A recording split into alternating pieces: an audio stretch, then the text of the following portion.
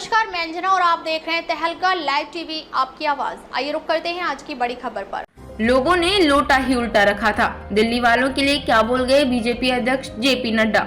दिल्ली सरकार के अस्पतालों में 1388 नर्सिंग व 41 सहायक चिकित्सा सहित कुल 1429 कर्मचारी स्थायी तौर पर नियुक्त किए गए हैं।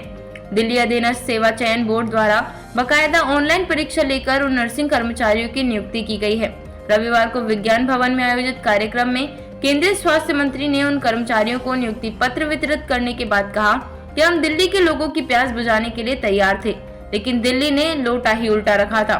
20 फरवरी को सरकार बदलकर दिल्ली ने लोटा सीधा किया तो आयुष्मान भारत प्रधानमंत्री जन आरोग्य योजना, प्रधानमंत्री आयुष्मान भारत स्वास्थ्य अवसंरचना मिशन सहित सभी रुकी परियोजनाएं शुरू हो गयी। उन्होंने कहा कि केंद्र सरकार ने पीएम ABHIM के तहत दिल्ली में 1139 आयुष्मान आरोग्य मंदिर, 9 क्रिटिकल केयर ब्लॉक और 11 एकीकृत जन स्वास्थ्य लैब शुरू करने के लिए 1700 करोड़ का फंड की स्वीकृति दी थी। अगले वर्ष 31 मार्च को यह योजना समाप्त हो जाएगी, लेकिन आम आदमी पार्टी की पिछली दिल्ली सरकार ने योजना लागू नहीं की। अब रेखा गुप्ता सरकार पर 8 माह में योजना पूरा करने की जिम्मेदारी है। उन्होंने इस योजना के फंड का ठीक से उपयोग करने की सलाह दी है।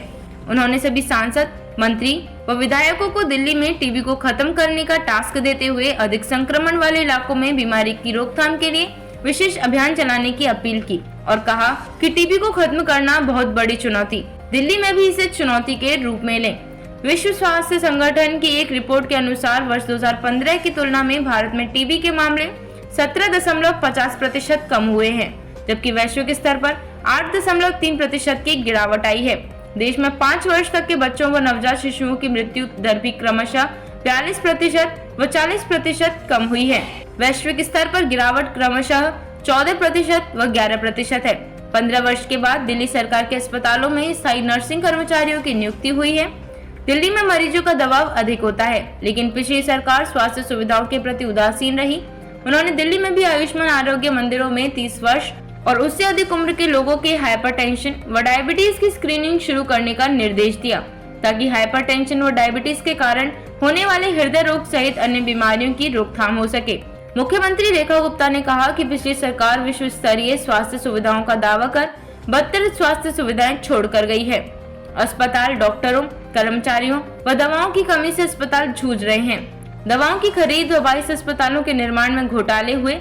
सिर्फ 6 अस्पतालों में MRI, 12 अस्पतालों में CT स्कैन की सुविधा थी। अब ये कमियां दूर की जा रही हैं। इलाज की कमी से किसी मरीज की जान नहीं जाने दी जाएगी। तक ले बस इतना ही, फिर मिलते हैं एक ऐसे ही बड़ी खबर के साथ। तब तक ले नमस्कार और देखते रहिए तहलका लाइव टीवी, आपकी आवाज।